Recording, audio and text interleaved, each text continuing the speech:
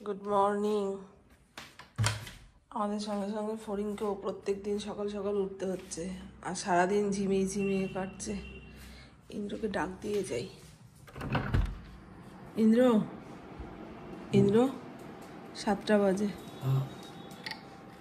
উঠে পড়ো।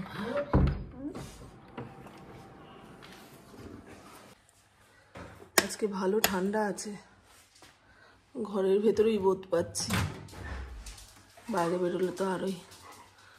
সবুজ মুগের অঙ্কুর বের করতে দিয়েছি।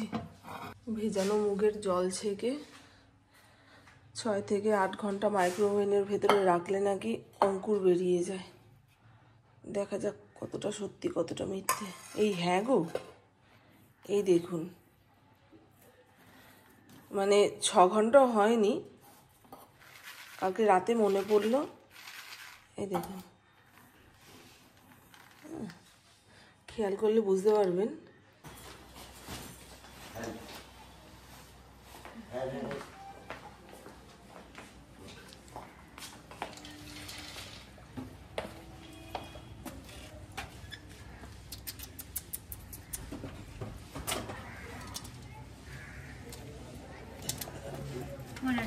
হ্যাঁ মা, টাটা, দেখে শুনে যাবে।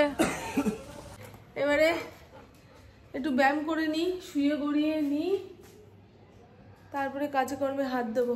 এর আগের দিন হাত দিয়ে ঘর মুছেছি জানেন, মানে খুব যে অসুবিধা হয়েছে সেটা বলবো না, কিন্তু বিকেলের দিকে কোমরে ব্যথা করছিল, হাঁটুতে ব্যথা করছিল। তারপরে মনে হচ্ছিল যে রোজ যদি এইভাবে একটা ঘর আমি মুছে নিতে পারি, পেটের মেদটা কমবে, না কমলেও শরীরটা সুস্থ থাকবে। আগের দিনের মানুষরা তো এত জিম ব্যায়াম জানতো না, ঘরের কাজেই তাদের অর্ধেক শরীর সুস্থ রাখতো। মশলা বাটারে, ঘর মোছারে, এত বড় উঠোন ঝাড় দেওয়ারে, এখন আর সেই কাজ রয়েছে? কাজ থাকলেও তার জন্য অন্যরকম মেশিনপত্র বেরিয়ে গেছে।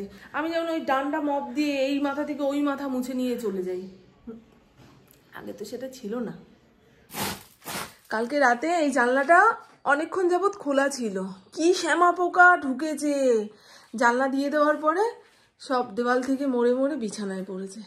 ঘর দেখুন না, পুরো মরা শ্যামা পোকাতে ভর্তি। কালী পুজোর পরে খুব আনন্দে ছিলাম, এবছরে শ্যামা পোকা ঘরে ঢোকেনি। বাবা, সে তো কালী পুজো জগদ্ধাত্রী পুজো চলে গেল, এখন শ্যামা পোকার জ্বালায় টিকতে পারছি না। টানা পরপর কয়দিন একই টাইমে ঘুম ভাঙতে ভাঙতে এখন মনে হচ্ছে অ্যালার্ম না দিয়েও আমি 6টা 6:30 নাগাদ উঠে পড়তে পারবো। তবে শীতটা অল্প, কনকনে শীতে যেন পুপুর প্রত্যেক দিন কলেজ না থাকে। অত সকালে ঘুম থেকে ওঠাটাও সমস্যা, উঠে স্নান ধান সেরে ট্রেনে বাসে চাপাও কষ্ট, তাই না? যাদের বাচ্চারা দূরের স্কুলে পড়ে তারা এক্ষুনি ভুল ধরবেন যে আমাদের এইটুকুটুকু বাচ্চা প্রত্যেক দিন স্কুলে যাচ্ছে। স্কুলে তো প্রত্যেকটা ক্লাস হবে, একদিন না গেলে বাচ্চা কাচ্চার পড়াশোনার ঘাটতি, কিন্তু কলেজে তো সেটা হচ্ছে না। সেদিন যেমন গেল, একখানা ক্লাস হয়েছে, ভাবুন তো, এত দূরের পথ যাওয়ার পরে যদি দেখে মাত্র একটা ক্লাস হলো, তখন তো আর ভালো লাগে না। আর কোনো এক বন্ধু বলেছিলেন যে এই কাঠে জল লেগে তো এটাও নষ্ট হয়ে যাবে। এটা কাঠের নয় বন্ধু, এটা সিনটেক্সের। আমার বাপের বাড়িতে অর্পিতার ঘরে এই জিনিস দিয়ে রান্নাঘরের ক্যাবিনেট তৈরি হয়েছে। আগে জানলে আমি এটাই করতাম। ইন্দ্র চলে এসছে, এসেই হুটোপাটি শুরু করে দেবে। ও যা ব্যস্ত, দেশের মিনিস্টারও মনে হয় এত ব্যস্ততা দেখায় না। এই করো করো, চলো চলো চলো, ধরো ধরো, পড়ো পড়ো, ওতে আমি আরো অস্থির হয়ে যাই। এখন একটু চালিয়ে দাও না শোনা।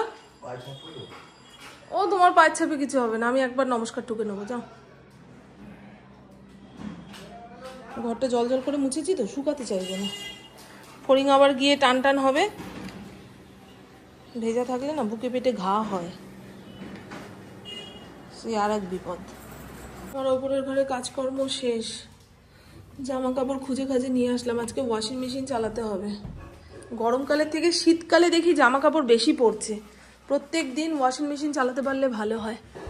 সুজাতা এসে গেছে, বাসন কোসন মেজে ঘরে তুলে দিয়ে যাক, তারপরে ঠাকুর ঘরে যাব।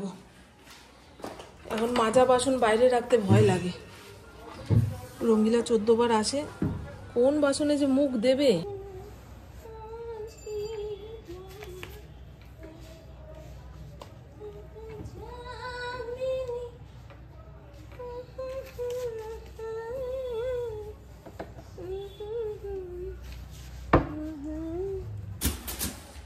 এই জানলার পর্দাটা খুলে রাখবো, নাড়াচাড়া করা হয় না, ঝুল পড়ে ধুলো পড়ে নষ্ট হয়ে যাচ্ছে, দেখতে খারাপ লাগে। আবার গরমকালে নয় পর্দাটা টানিয়ে দেবো। পালং শাকটা পুরো দড়ি দড়ি হয়ে গেছে গো, আজকে করে ফেলতেই হবে। ইন্দ্র পালং শাক যে কি ভালো খায়, বাপরে বাপ।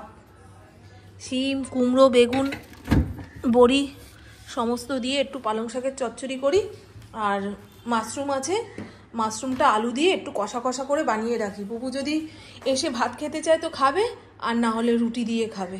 এই মাশরুমের তরকারি হলে বুবুর আর কিছু লাগবে না। আর ছাদ বাগান থেকে আজকে একটা ফুল পেয়েছে, গতকালকে 2টো ফুল, 3 জনের 3টে বড়া হয়ে গেল, হিসাব মিলে গেছে।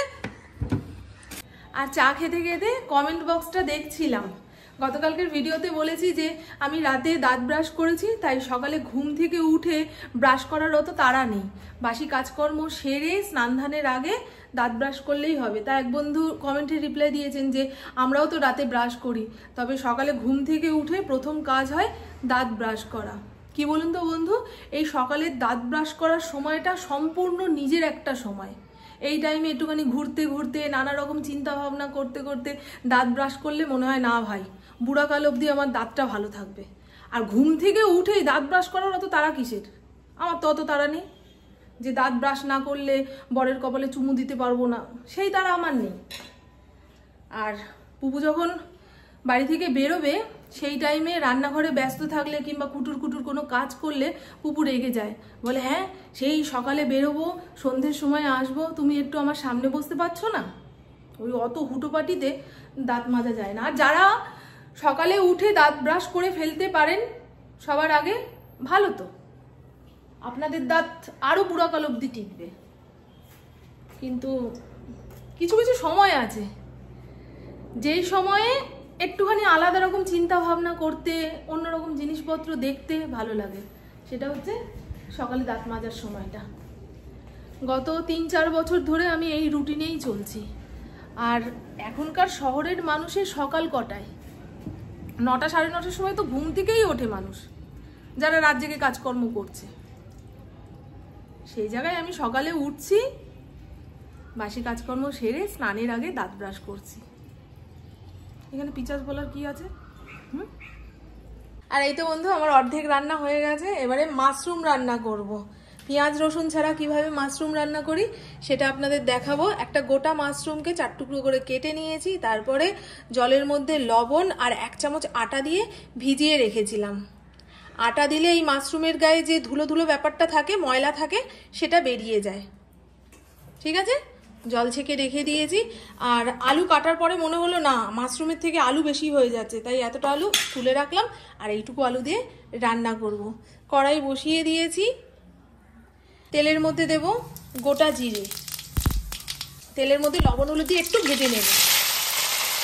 এখানে মশলা বলতে গোটা একটা টমেটো, জিরের গুঁড়ো, হলুদ গুঁড়ো, লঙ্কার গুঁড়ো, কাঁচা লঙ্কা আর আদা একসঙ্গে পেস্ট বানিয়ে নিয়েছি। আলুটাকে লাল লাল করে ভেজে নেওয়ার পরে বেটে রাখা মশলা এর মধ্যে দিয়ে ভালো করে কষিয়ে নিতে হবে। আগে থেকে ধুয়ে পরিষ্কার করে রাখা মাশরুমটা এর মধ্যে দিয়ে দেবো। একটুও জল দেওয়ার দরকার নেই, মাশরুম থেকে অনেকটা জল বেরোবে। আলু মাশরুম কষতে কষতে ঠিক এইরকম হয়ে গেছে, একটুও জল জল ব্যাপার নেই, শুধু মশলা আর তেল। নামানোর আগে দেব ঘি গরম মশলা। নিরামিষ রান্না একটু ঘি গরম মশলা না পড়লে, কোথায় রে বাবা, ঘি একদম নিচে চলে গেছে, কি অবস্থা বলুন তো। ঘি, অল্প একটু গরম মশলা। এই হলো মাশরুম আলুর তরকারি, পেঁয়াজ রসুন ছাড়া। ধনেপাতা দেবো দেবো করছিলাম কিন্তু দিলাম না, থাক গিয়ে। সবের মধ্যে ধনেপাতা ছিটালে হবে না। পালং শাক, আলু, বেগুন, শিম, বড়ি দিয়ে পালং শাকের ঘন্ট দারুণ হয়েছে, দারুণ হয়েছে। লবণ মিষ্টি একদম ঠিকঠাক। এই পালং শাকটাকে একটুখানি সেদ্ধ করে জল ফেলে দিয়ে নিয়েছি, তাতে যদি তিতকুটে ভাবটা কমে। আমি পালং শাক যেভাবেই রান্না করি না কেন আমার মুখে তিতা লাগে। এই হলো উচ্ছে কুমড়ো ভাজা। প্রায় প্রত্যেক দিন উচ্ছে কুমড়ো ভাজা খাচ্ছি। হ্যাঁ, আজকে কুমড়োটা খুব ভালো ছিল গো, আধা কাঁচা আধা পাকা। এই জাতের কুমড়ো খেতে ভালো হয়। আর এই হলো টমেটো ধনেপাতা দিয়ে মুসুর ডাল, 1 বাটি বানিয়ে রেখেছি। কালকে আর ডাল বানাবো না। প্রত্যেক দিন এই একই জিনিস 2বার 3বার করে রান্না করতে ইচ্ছা করে না। বেঁচে যাওয়া ডাল দিয়ে কালকে হয়ে যাবে।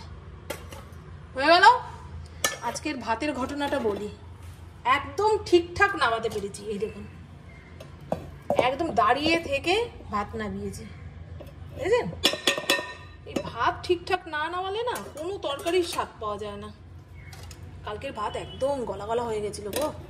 ইন্দ্রর তো খুব ভালো, ও তো চাবিয়ে খায় না, গিলে গিলে খাবে। ওই শক্ত ভাত হজম করতে অসুবিধা হয়, তাই যত গলবে ভাত তত ওর কাছে অমৃত। আমি খেতে পারি না, ভালো লাগে না। কালকের ভাতটা খেতে আমার যা কষ্ট হয়েছে না, ওই জন্য রাতে রুটি বানিয়েছিলাম আমার আর পুপুর জন্য। আর মাশরুম ইন্দ্র খাবে না, ওর ধারণা মাশরুম নাকি ব্যাঙের ছাতা, ব্যাঙ বসে বসে কায়দা করে বানায়। কিন্তু আমি আমার ছোটবেলায় দেখেছি আমার বাপের বাড়িতে ওই খড়ের গাদার ওপরে মাশরুম চাষ করতে, যদিও ভালো হয়নি, তখন জানতাম না এই জিনিসটা খাওয়া যায়। এখন তো ইন্দ্র আনে, বাজারঘাটে পাওয়া যায়, তাই খাওয়া হয়। বাবা হাত পা কি চাবাচ্ছে গো, অনেকক্ষণ যাবত দাঁড়িয়ে দাঁড়িয়ে রান্না করলাম। মনে হচ্ছে একটা প্যারাসিটামল খেতে হবে। হঠাৎ করে এরকম হচ্ছে কেন কে জানে। সকাল থেকে কিন্তু শরীর ঝরঝরে ছিল, বিকেল হয়ে গেল, ঘড়ির কাঁটা 2টোর ঘরে। বাড়ি থেকে বলে বেরোলো ফিরতে একটু দেরি হবে। 5টার সময় যে বাবাকে ফোন করে বসে রয়েছে, আমি কি করে জানবো? তাহলে আরো আগে রেডি হয়ে বসে থাকতে পারতাম। এত হুটোপাটিতে যেটুকুই করি না কেন তাতেই অস্থির অস্থির লাগে জানো, নিঃশ্বাস নিতে পারছি না।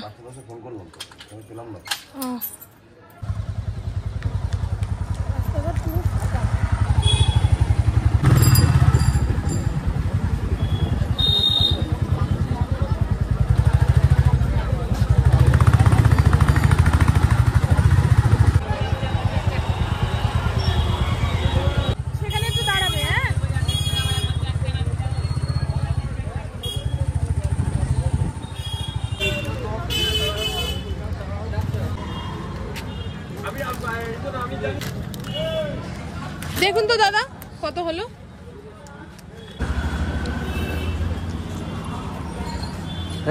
কাঁচকলার চিপস দিয়ে কেউ মুড়ি খায় নাকি? যাও দৌড়ে গিয়ে 1 প্যাকেট মুড়ি নিয়ে চলে আসো, যাও। হ্যাঁ দৌড় দিয়ে যাও, দেখো পড়ে যেও না।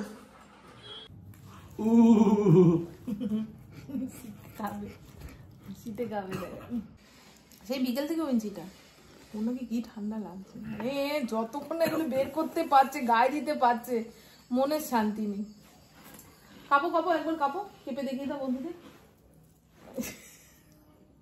আগুন জ্বালাবো নাকি? আগুন পোয়াবা?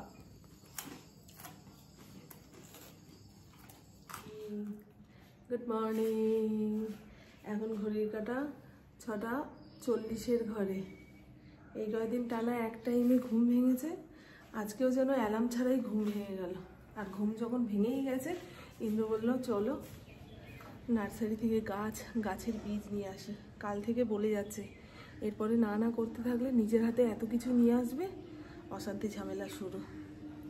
আর গতকাল আমি এই ভোরের দিকে, এটা তো আমার কাছে ভোর, এই টাইমে রাস্তাঘাটে বেরোয়নি। আর যখন হাঁটতে যেতাম সেটা আলাদা ব্যাপার।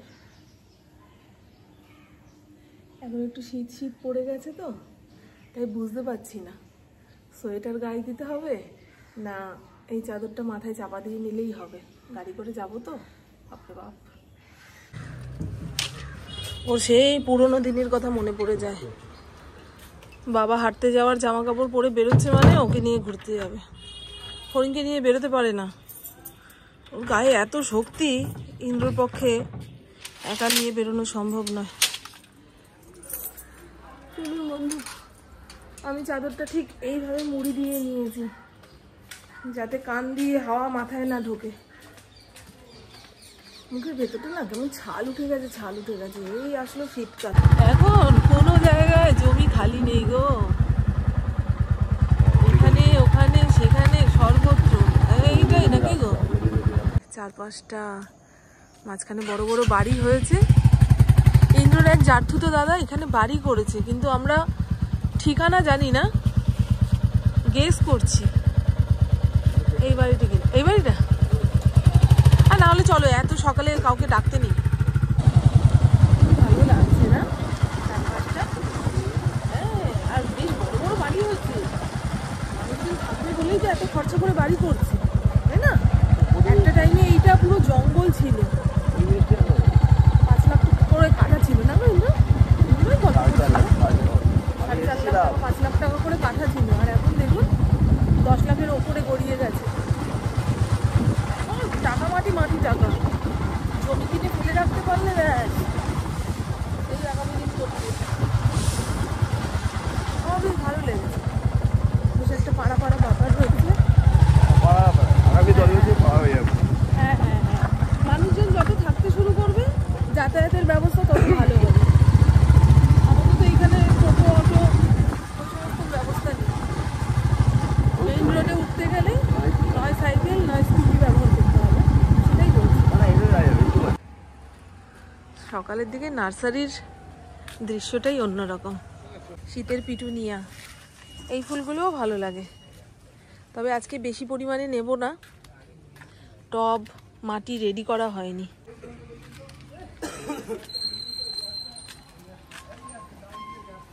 সবাই কি গাছ নিতে এসছে নাকি?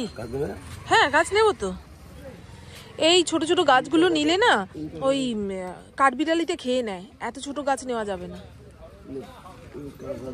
যেগুলো সুবিধা হবে সেই ধরনেরই গাছ নেব। কিনে নিয়ে গেলেই তো হলো না, বাঁচানোরও একটা ব্যাপার রয়েছে, তাই না বন্ধু? চন্দ্রমল্লিকা, এখান থেকে শুধু চন্দ্রমল্লিকা আর চন্দ্রমল্লিকা। হ্যাঁ ইন্দ্র, কি বলছো? হ্যাঁ হ্যাঁ ঠিক আছে, আসুক না, আমাদের হাতে অনেক সময় রয়েছে। 8টা 8:30টার পরে বাড়ি গেলেও কিছু হবে না, মেয়ে ঘুমাবে 10টা পর্যন্ত। ধরলাম তেঁতুল গাছ, ও এই যে হচ্ছে হচ্ছে। একটা লজ্জাপতির চারা নিয়ে যাই, তুলসী গাছের সমান সমান মান্যতা পায় এই লজ্জাপতি। হ্যাঁ হ্যাঁ, একটা লজ্জাপতির চারা নেব। কম দামে ভালো গাছ পেতে হলে এই হরিহর নার্সারিতে আসতে হবে। আর এই নার্সারি থেকে গাছ নিলে মানে গ্যারেন্টি সব গাছ বেঁচে যাবে। আমরা আগাগোড়া এই নার্সারি থেকেই গাছ নিয়ে যাই। দেখো ঠিকভাবে দেখো, এটা কি জিনিসটা? পালং। নার্সারি থেকে আজকে এই কটাই গাছ নিয়ে এসেছি। এগুলোকে নাকি টোটো করে পাঠাবে। হ্যাঁ, খাজনার চেয়ে বাজনা বেশি যাকে বলে, সেইটা হয়ে যেত। ইন্দ্র বেরোচ্ছে, তুমি আমাকে বাড়িতে পৌঁছে দিয়ে যেখানে খুশি যাও। এখন মাঠে ঘাটে চতুর্দিকে ঘুরে ঘুরে বেড়াবে, থাক এখানে। হ্যাঁ, পরে ছাদের দিকে নিয়ে যাবো, ঘর দুয়ার অন্ধকার। এখন ঘড়ির কাঁটা সবে 7:30টার ঘরে। ভেবেছিলাম ফেরার পথে শ্মশানকালী মায়ের দর্শন করে বাড়িতে আসব। সকাল সকাল মায়ের দর্শন খুব ভালো হয়, পুরো ফাঁকা, মন্দিরের পরিবেশটাই অন্যরকম থাকে। কিন্তু ইন্দ্র বলছে এখন তো ধূপকাঠি মোমবাতির দোকান বসেনি, সন্ধেবেলায় বেরোবো, তখন মাকে ধূপকাঠি মোমবাতি দেখিয়ে, সেটা ওর ভালো লাগে। ওর ভালো লাগা আমার ভালো লাগা দুটো মিলেমিশে আর মায়ের দর্শনই হলো না। চলুন, হ্যাঁ, আমার বকবক আজকের মতন এইটুকুই। আপনারা সবাই খুব খুব খুব ভালো থাকবেন, নিজের শরীরে খেয়াল রাখবেন, সুস্থ থাকবেন, আর অল টাইম স্মাইল করতে হবে। টাটা, খুব ভালো থাকবেন। শুধু গাঁদা গাছের 5খানা চারা নিয়ে এসেছি, আর ওটা কি গাছ? লজ্জাপতি। বাবা, আমি তো ভাবছিলাম তেঁতুল পাতা। যত টোকা মারি, ধাক্কা মারি, পেটাই, সে আর লজ্জা পায় না।